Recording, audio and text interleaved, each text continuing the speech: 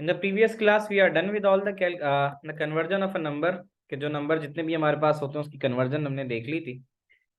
Now we are going to discuss about the use of a hexadecimal system. Hexadecimal system, you know that hexadecimal is a system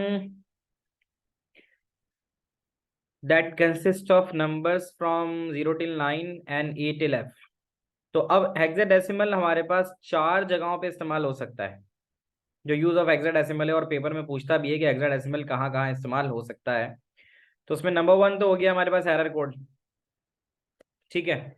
error codes ये वो memory location होती हैं जहां पे error आता है और जिस जगह एरर आ जाए और उसकी मेमोरी लोकेशन आप प्रिंट कर दो स्क्रीन पे, तो वो आपका बेसिकली एरर कोड होता है. तो कहता है कि error codes are shown as hexadecimal number 1. और फिर these number refer to the memory location of an error. ये बता दें कि एरर आया कहाँ पे और किस जगह से जनरेट हुआ है. तो एक तो हेक्साडेसिमल का यूज हो गया एरर कोड्स इन एचटीएमएल. ये हेक्साडेसिमल का यूज है.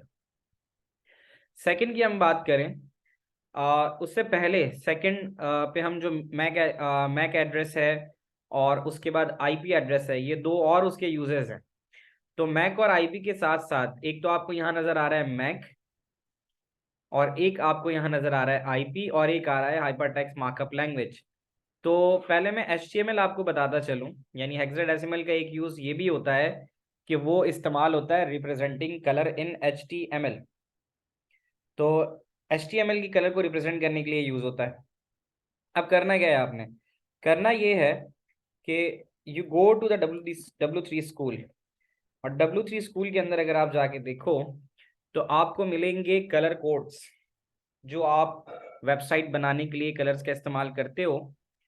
तो यहाँ आप देखो RGB लिखा हुआ है, RGB कैलकुलेटर. ये हेक्स लिखा हुआ है, हेक्स लिखा हुआ है. हेक्स का मतलब हेक्साडेसिमल हो गया. अब वो ये कहता है कि कोई भी तस्वीर बनती है, कोई भी कलर बनता है तो वो 3 चीजों से मिलके बनता है, रेड से, ग्रीन से और ब्लू से. आप यहाँ देखो मैंने रेड को 0 किया, ग्रीन को 0 किया, ब्लू को 0 किया, मेरे पास ब्लैक कलर आ रहा है. ठीक है. अब मैं जो फर्स्ट 2 डिजिट उठाता हूँ और फर्स्ट 2 डिजिट में मैं FF डालता हूँ. दैट इज यहाँ पे मैं डाल देता हूँ FF. तो आपको नजर आ रहा है कि मुझे FF डालने पे रेड मिल गया. यानी कि पहले 2 डिजिट रिप्रेजेंट करते हैं रेड कलर को.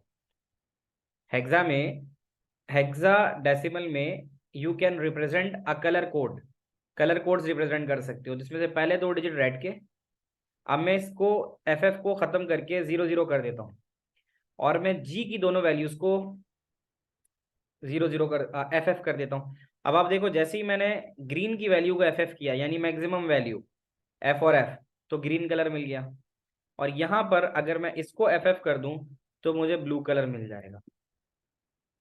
तो एक बात आपको नजर आ रही है यहाँ पे कि हेक्साडेसिमल कलर, कोई भी कलर बनाने के लिए आप यहाँ से देख सकते हो, ये ड्रैग कर दिया आपने, ये कुछ रेड का कॉम्बिनेशन, कुछ ग्रीन का और कुछ ब्लू का, ये आपने किया, आपको एक कलर मिल गया. तो हेक्साडेसिमल जो है वो representing the colour code in HTML उसमें इस्तेमाल होता है. आप देख सकते हो कि ये जो कलर आपके सामने फॉर्म हो रहा है यहाँ पे, तो ये जो कलर फॉर्म हो रहा है ये हेक्साडेसिमल की वैल्यूज का इस्तेमाल कर रहा है. यहाँ देख सकते हो आप कि ब्राउन कलर जो बनेगा वो बन रहा है C3B9E0. आपके याद रखने के लिए ज़रूरी है कि आप इतना याद रखो कि जो फर्स्ट 2 डिजिट हैं वो रेड के होते हैं, फिर 2 ग्रीन के और 2 ब्लू के. क्या ये पॉइंट समझ में आया आप लोगों को?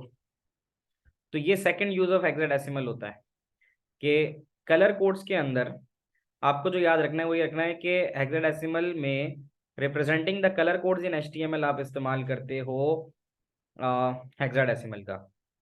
बता रहे FF0000 इसका मतलब है रेड है, 00FF00 इसका मतलब ग्रीन है और 0000FF जो है वो ब्लू है.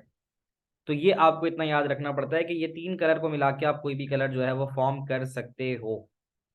ये हो गया सेकंड आपका यूज हेक्साडेसिमल का, कि हेक्साडेसिमल कलर्स को रिप्रेजेंट करने के लिए इस्तेमाल होता है. एक जो रेड है, एक रेड, क्योंकि हेक्सा की वैल्यू है तो वो रिप्रेजेंट करता है 8 बिट में. डाटा जो रिप्रेजेंट हो रहा है वो 8 बिट में हो रहा है. तो कह रहा है पॉसिबल 256 वैल्यू फॉर रेड यानी 2 की पावर 8. 8 इसलिए कह रहा है कि आप जो डाटा जो बिट रिप्रेजेंट करते हो डाटा का वो बिट्स की फॉर्म में करते हो। तो आर के लिए, रेड के लिए 8 बिट, ग्रीन के लिए 8 बिट और ब्लू के लिए 8 बिट। तो अगर आप RGB कलर से कुछ बनाना चाह रहे हो तो आप तकरीबन 16 मिलियन पॉसिबल कलर बना सकते हो। 16777 तो ये 16 बिलियन कलर्स होते हैं, यानी एक RGB की कॉम्बिनेशन से आप 16 बिलियन कलर्स बना सकते हो। तो ये हो गया इसका सेकंड यूज। थर्ड यूज की अगर हम बात करें, यहाँ पे दो बड़ी अहम चीजें आती हैं, एक कहलाता है मैक और एक कहलाता है IP एड्रेस। आपने देखा होगा मोबाइल फोन्स के अंदर कि मोबाइल फोन्स में आपका एक मैक एड्रेस आता है, ठीक है। तो ये मैक एड्रेस होता क्या है? आपने कभी ईमेल के ऊपर देखा हो, लिखा हुआ आता है सेंड थ्रू आईफोन या सेंड थ्रू एंड्रॉइड। आपको पिक्चर नजर आ रही होगी कि NIC लिखा, मैंने NIC नेटवर्क इंटरफेस कार्ड लिखा। इसका मतलब है हर डिवाइस जो आपके पास कंप्यूटर में इस्तेमाल हो रही होती है उसका कोई ना कोई फिजिकल एड्रेस होता है। जैसे मेरे, आप अपने मोबाइल फोन में जाओ और अबाउट में जाओ या इंफॉर्मेशन में जाओ मोबाइल फोन की, तो आपको एक मैक एड्रेस मिलेगा। वो मैक एड्रेस कभी चेंज नहीं होता, वो मैक एड्रेस हर डिवाइस का यूनिक होता है। अभी भी आप उठा के देखोगे आपके मोबाइल फोन में, तो आपको जो IP एड्रेस, मैक एड्रेस मिलेगा, ये वो मिलेगा जो फिक्स्ड होगा, जो चेंज नहीं होगा। तो मैक एड्रेस इसलिए इस्तेमाल होता है कि जितनी भी डिवाइसेस कनेक्ट हो इंटरनेट से, उन डिवाइसेस की आइडेंटिफिकेशन को हम मैक एड्रेस कहते हैं। यहाँ लिखा हुआ है कि MAC address refer to a number which uniquely identify device on network. Network के ऊपर कैसे आइडेंटिफाई करोगे कि कौन सी डिवाइस इस्तेमाल हो रही है, क्या वो डेल की है, क्या वो HP की है, क्या वो लिनोवो की है। ये चीज मैक एड्रेस के जरिए पता चलती है। तो number 1, MAC address refer to the number which uniquely identify device on network, कि जो नेटवर्क पे डिवाइस को रिकॉग्नाइज कराता है कि ये डिवाइस कौन सी है, वो कहलाता है MAC address. MAC address refer to the NIC card. NIC का मतलब जिसके जरिए आप इंटरनेट चलाते हो। तो NIC जो होता है नेटवर्क इंटरफेस कार्ड। अब आप यहाँ पे क्या करते हो, द मैक एड्रेस, अच्छा मैक एड्रेस में हमेशा याद रखना IP तो चेंज हो सकता है। आप डाटा बंडल चला रहे हो, आप लोकेशन गुलशन में बैठ के डाटा बंडल चला रहे हो तो आपको IP अलग मिलेगा। आप अगर नॉर्थ नाजाबाद में बैठे हुए हो तो अलग मिलेगा, क्योंकि आपका जो कनेक्टेड टावर होता है नियरेस्ट, वो आपको IP देता है और IP चेंज हो सकता है। आप अपने घर का इंटरनेट चलाओ ना, आपको एक अलग IP मिलेगा। आप स्कूल का चलाओगे, आपको एक अलग IP मिलेगा। तो फर्क क्या नजर आ रहा है कि IP होता है location of device internet. Location से मुराद है आज आप घर पे हो, कल खाला के घर पे होगे, परसों मामू के घर पे होगे, तो ये जो खाला मामू के घर जितने भी हैं ये सारे के सारे IP कहलाएंगे, ठीक है ना। कह रहा ना each device connected to network is given an address. जब आपकी कोई भी डिवाइस इंटरनेट से कनेक्ट होती है तो उसको एक एड्रेस दिया जाता है, वो कहलाता है IP एड्रेस। और जो मैक एड्रेस है वो आप हैं। मैक एड्रेस चेंज नहीं होता, आपका चेहरा चेंज नहीं होगा। आप एक घर में रह रहे हो, तो आप एक घर में जो रहने वाले 4-5 बहन भाई हो, वो सब के सब अपना अपना मैक एड्रेस रखते हो, यानी अपनी अपनी आइडेंटिफिकेशन रखते हो। लेकिन लोकेशन ऑफ डिवाइस ये है कि करंटली आप सब एक ही घर में रह रहे हो, तो वो आपकी लोकेशन ऑफ डिवाइस जो है वो आपका IP कहलाएगा। तो इसमें फर्क आता है कि भाई IP और मैक का डिफरेंस क्या है। अब आप देख सकते हो कि यहाँ एक बात उसने लिखी हुई है कि IP के V4 का मतलब वर्जन 4। IP का वर्जन 4 जो होता है वो 32 बिट का होता है। एक तो ये डिफरेंस आ गया। ऑन दी अदर एंड अगर आप मैक एड्रेस की बात करो तो मैक एड्रेस जो होता है वो 48 और 64 बिट का होता है। तो एक तो ये डिफरेंस आपको याद होना चाहिए कि इनकी रिप्रेजेंटेशन जो होती है वो क्या है। तो कह रहे ना ऑल दो 64 बिट का भी एग्जिस्ट करता है। तो एक बात याद रखना कि मैक एड्रेस जो होता है वो 48 और 64 बिट का होता है। ऑन दी अदर साइड जो IP होता है वो 32 बिट का होता है, लेकिन वो V4 होता है। वर्जन 4 को याद रखना। फिर आपने देखा IP address can be changed, ठीक है, क्योंकि जैसे मैंने आपको पहले भी बताया कि IP एड्रेस वो होता है जो लोकेशन ऑफ डिवाइस बताता है इंटरनेट पे। तो डिवाइस की लोकेशन तो चेंज हो सकती है ना, अभी कहीं है, थोड़ी देर बाद कहीं और होगा, उसके बाद कहीं और होगा। बट जो फिजिकल एड्रेस होता है मैक एड्रेस, वो चेंज नहीं हो सकता। यहाँ लिखा हुआ भी था कि MAC address refers to the NIC and MAC address is rarely changed. बहुत लेस चांसेस होते हैं कि जहां मैक एड्रेस को चेंज करने की जरूरत पड़ जाती है। तो यहाँ आपको याद रखना है, देखो कुछ भी मैं आपको पढ़ा रहा हूँ शुरू से लेकर अभी, उसमें हमेशा कोई भी टर्म इस्तेमाल हो ना, आप उसके बारे में कम से कम 4 से 5 पॉइंट जरूर याद रखो। जैसे मैक एड्रेस है, मैक एड्रेस क्या है जी? फिजिकल एड्रेस ऑफ डिवाइस, एक आ गया। MAC address can not be change, दो आ गया। MAC address is of 48 bit, तीन आ गया। इसमें एक चीज आती है कि मैक एड्रेस किस तरह से लिखा जाता है या उसका फॉर्मेट क्या होता है। आप अपने सामने देखो, लिखा हुआ है कि मैक एड्रेस में लिखा हुआ है N N N N N N D D D D D D. अब ये N N N N N N क्या है? ये बता रहा है कि N N is the first half. जो मैक एड्रेस में आपको एड्रेस नजर आता है मैक एड्रेस का, वो कहता है कि ये जो फर्स्ट हाफ है ये आईडी है मैन्युफैक्चरर का। किसको बनाने वाला कौन है? डेल है, लिनोवो है, एचपी है। तो ये जो फर्स्ट 6 डिजिट्स हैं ये बता रहे हैं मैन्युफैक्चरर आईडी। और जो सेकंड वाला है वो बताता है सीरियल नंबर ऑफ डिवाइस, कि डिवाइस का सीरियल क्या है। तो एक एग्जाम्पल दे रहा है कि अगर आपको अपने पीसी के पीछे, लैपटॉप पे कहीं इस तरह का कोई नंबर नजर आ जाए, इस तरह का कोई नंबर नजर आ जाए, तो आपने ये ख्याल करना है कि 001C और B3 जो है वो ये बता रहा है 001C और B3। तो ये तो नहीं लिखा हुआ, लेकिन हाँ, अगर आप अपने डिवाइस के शुरू के डिजिट्स में 0014 और 22 देखो, तो आप समझ जाना कि आपकी डिवाइस डेल की है और इंटेल की डिवाइस है, उसके शुरू में 00A0C9 आता है। तो ये तो कहलाता है मैन्युफैक्चरर आईडी। उसके बाद सीरियल नंबर कुछ भी हो सकता है, सीरियल नंबर तो डेफिनेटली वेरी करते हैं। तो आपसे कह रहे हैं अगर आप 001C B3 देखो, तो इसका जो फर्स्ट 3 डिजिट है ये बता रहे हैं कि यार ये एप्पल कॉरपोरेशन ने बनाई है। तो हमेशा मैक एड्रेस के जो फर्स्ट 3 डिजिट्स होते हैं ग्रुप के, वो होते हैं मैन्युफैक्चरर आईडी। और जो बाद के 3 होते हैं वो कहलाते हैं सीरियल नंबर ऑफ डिवाइस। तो ये तो मैक हो गया, इतना काफी है। मैक के अंदर 4-5 चीजें आपने सीख ली। IP address is the location of device, कि आप अभी किस लोकेशन पर मौजूद हो। तो आईपी एड्रेस में आपने ये लिख दिया कि गिवन एन आईपी एड्रेस, और आईपी एड्रेस में आपको बता रहा हूँ कि आईपी एड्रेस चेंज हो जाता है। एक बात याद रखना कि मैक एड्रेस में आप देखो नजर आ रहा है आपको कि मैक एड्रेस में ना अल्फाबेट्स का भी इस्तेमाल हो रहा है। देखो, जैसे ए का इस्तेमाल हो रहा है, सी का इस्तेमाल हो रहा है, बी का इस्तेमाल हो रहा है। इसका मतलब है मैक एड्रेस रिप्रेजेंट होता है हेक्सा में। MAC address represents in hexa. On the other side अगर आप IPv4 पे बात करो, IPv4 यानी आईपी में देखो, तो आईपी 32 बिट का होता है और आईपी की रिप्रेजेंटेशन जो होती है वो डेसिमल नंबर में। ये एक और पॉइंट आप याद रख सकते हो कि आईपी एड्रेस जो होता है वो रिप्रेजेंट होता है किसके अंदर? डेनरी में। हाँ, IPv6 की आप जब बात करोगे एक और चीज आएगी, देखो लिखा हुआ भी है कि आईपी के भी 2 वर्जन होते हैं, एक IPv4 होता है और V6 होता है। V6 का फर्क ये कि V6 128 बिट लेता है, और साथ साथ V6 जो होता है वो हेक्सा में रिप्रेजेंट करता है। आप नीचे देख सकते हो कि IPv6 में F इस्तेमाल हो रहा है, B इस्तेमाल हो रहा है, तो ये और A इस्तेमाल हो रहा है। तो ये भी फर्क है। और ये फर्क आया कैसे देखो, आईपी जो V4 है ना, वो 32 बिट कह रहा है। 32 बिट को 2 की पावर 32 बिट रखो तो वो तकरीबन आपके पास बनता है, कुछ वैल्यू बन रही थी 4 बिलियन के करीब। तो वो कहता है कि ये तो दुनिया की पॉपुलेशन है, ठीक है। तो IPv6 की जरूरत इसलिए पड़ी कि उन्होंने देखा कि आने वाले वक्त में अगर जब इंटरनेट सब इस्तेमाल करने शुरू हो जाएंगे तो उनके पास आईपी एड्रेसेस कम पड़ जाएंगे।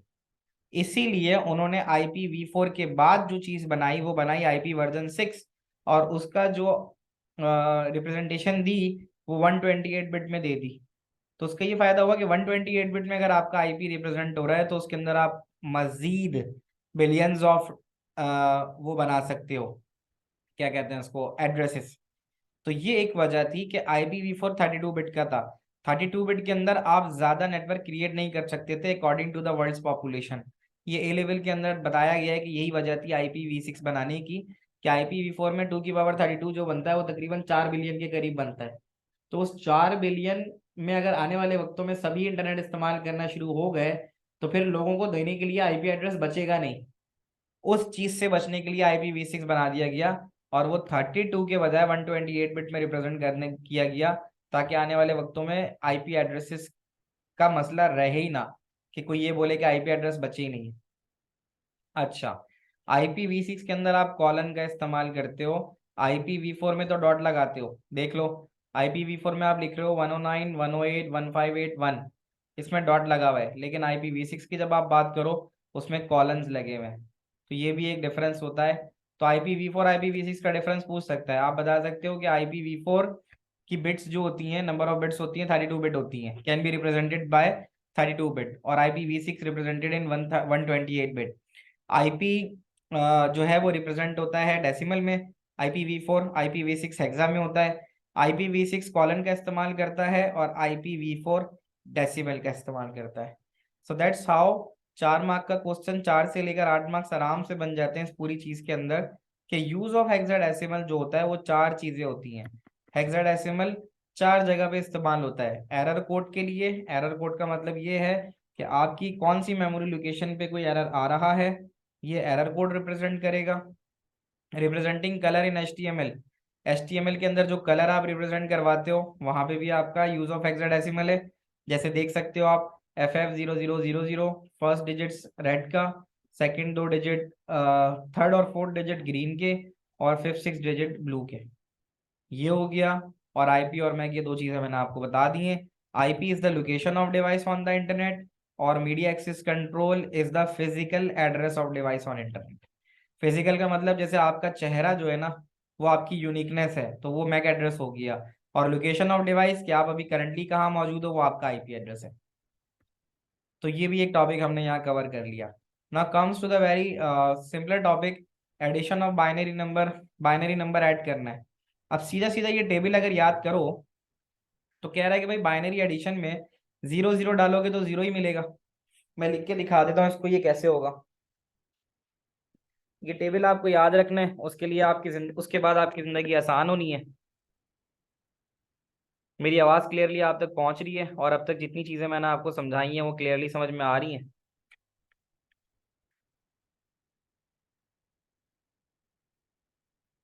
ठीक है जनाब। तो इसमें याद रखो कि जैसे आप कहते हो कि भाई 0 और 0 है, 0 + 0, सीधी बात है 0 रहेगा। 0 + 1, 1 आ जाएगा।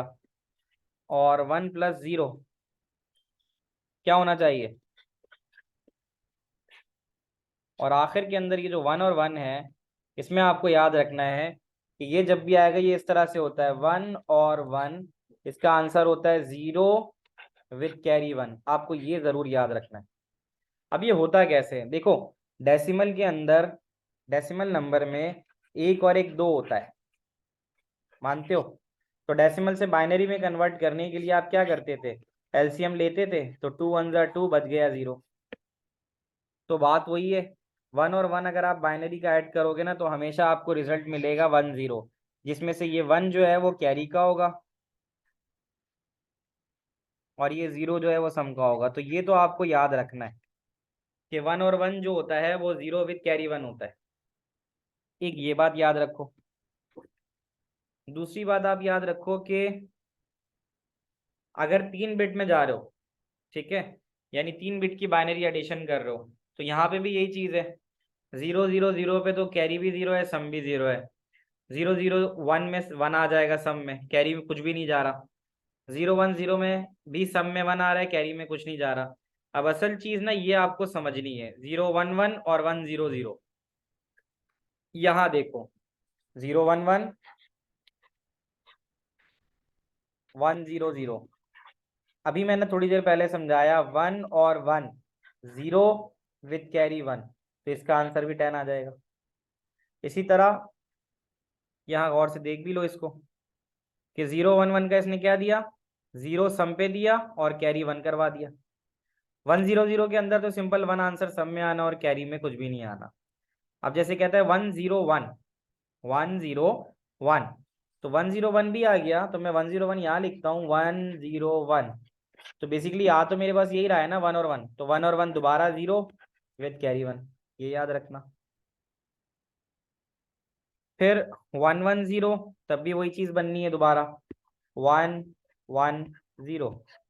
तो 1 और 1 मैंने फिर बताया था आपको, 0 होता है विथ कैरी 1, इसका भी आंसर 1 0 आ जाएगा। एक आखिरी चीज समझने की है कि अगर आपके पास 1 1 1 आ जाए, 1 1 1, 1 1 1 डेसिमल में होता है 3 के बराबर। 1 1 1 डेसिमल में बराबर होता है 3 के, यहाँ देख लो। 1+1+1 3 आ गया। तो 3 जो होता है डेसिमल का, उसको आप जब कन्वर्ट करते हो तो आंसर उसका आता है 2 1 2, बच गया 1, 11 आंसर आता है। यानी अगर आप 3 डेसिमल में लिख रहे हो तो वो बेसिकली बाइनरी में 11 के बराबर होगा, यानी 1 1 के बराबर। 11 नहीं बोलूंगा, 1 1 बोलूंगा। तो इसी तरह अगर आप 3 1 आपस में ऐड करते हो 1 1 1, इसका फर्क इतना आएगा कि इसमें सम के अंदर भी 1 आएगा और उसमें कैरी भी 1 चला जाएगा। तो ये आपको एक बेहतर तरीके से याद रखना है कि 2 1 1 अगर ऐड होते हैं तो उसका आंसर आता है 0 विद कैरी 1, और अगर 3 होते हैं तो उसका आंसर आता है 1 विद कैरी 1। क्या ये याद रहेगा?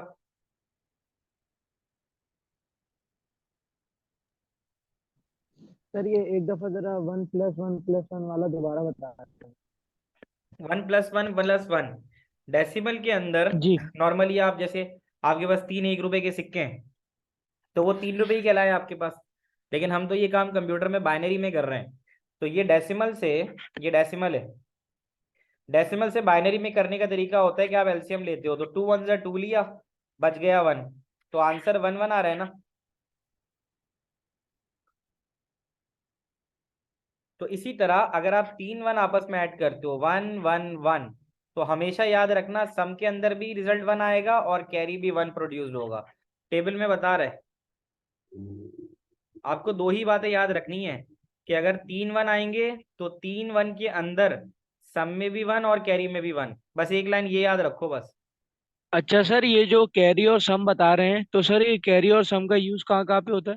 अभी बिल्कुल आपको पता चल जाएगा कहाँ कहाँ होगा। आप सिर्फ मेरे कहने से ये एक बात याद रखो कि 1 और 1 में सम 0 होता है, कैरी 1 होता है, और 1 1 1 के अंदर सम भी 1 होता है और कैरी भी 1 होता है। अभी इसको याद रख लो बस आप, ये 2 बातें मेरी याद रख लो कि 1 और 1 में सम 0 कैरी 1, और 1 1 1 में सम 1 कैरी 1। अब आगे आते हैं। आगे आपसे कहता है कि आपको बाइनरी एडिशन करना है। बाइनरी एडिशन, ये नंबर है, इस नंबर को मैं कॉपी करता हूं और लेके जाता हूं यहां, इसको मुझे ऐड करना है।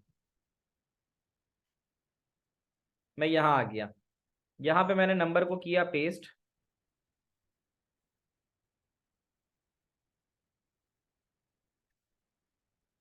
तो ये आ रहा है 0 0 1 0 1 1 1, 0 0 1 0 1 1 आ रहा है ये।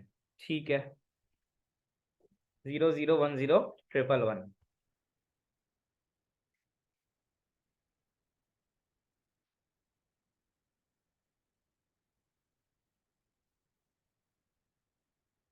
आ गया ये 0 0 1 0 1 1। तो ये मैं इसलिए लेके आया हूँ कि मैं यहाँ इसको ये आपको करके दिखाऊं। तो आप लिखो, यहाँ लिखा हुआ है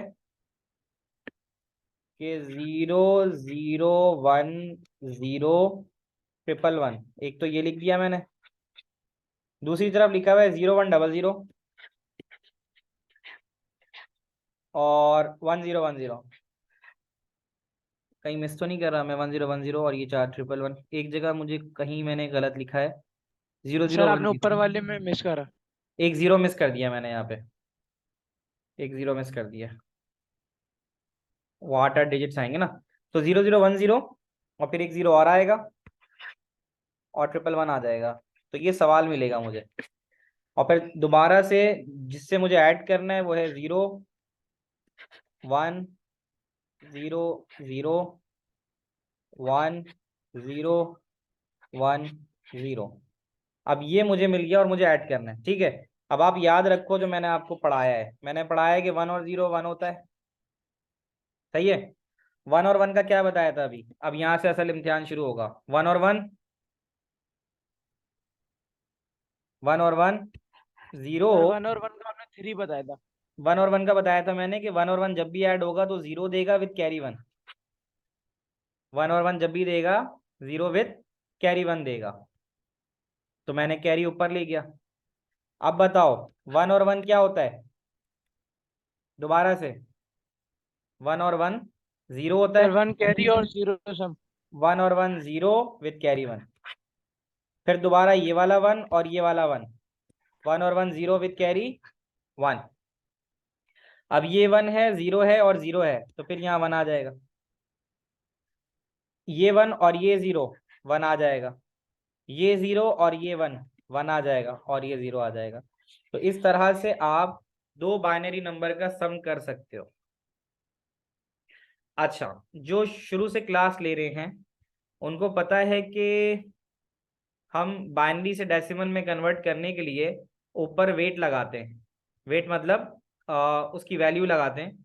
अब मैं अगर यहाँ पे वेट लगाऊं, वेट लगाने का मतलब है कन्वर्ट कर रहा हूँ, तो यहाँ लिखूंगा 1, यहाँ 2, यहाँ 4, 8, 16, 32, 64 और 128।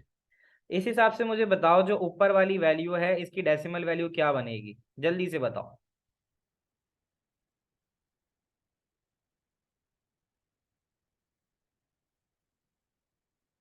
जहां जहां 1 है उसको ऐड करो। 32 के नीचे है, 4 के नीचे है और 2 के नीचे है। बताओ 32, 34 और 1 क्या आंसर आएगा।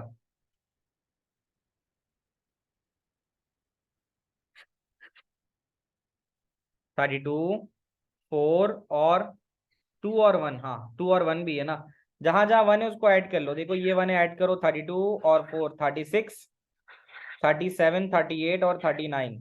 ये आ रहा है 39। क्या इस बात से एग्री करते हो। जी सर। अच्छा, उसके नीचे अगर देखो ये 64 है और 8 है, तो ये बनता है 72, 72 और 2, 72 और 2 74 बनता है। 9 और 4 13, 3 आ गया, यहाँ 1 आ गया। 7 और 3 10 और 1 11, ये बन गया 113 बन गया। क्या बन गया, 113। अब आप एक चीज देखो, 113 बन गया, ठीक है। अब यहाँ देखो इसके नीचे, अब यहाँ अगर आप इस पे भी वेट डालो, ये 1, ये 2, ये 4, ये 8, ये 16, ये 32 और ये 64।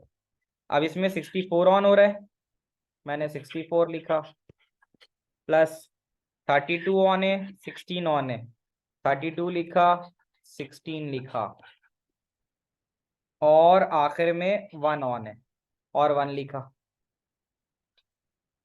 ठीक है। अच्छा, 64 और 16 मिला के बनता है 80, और प्लस 32 और 1 मिला के बनता है 33।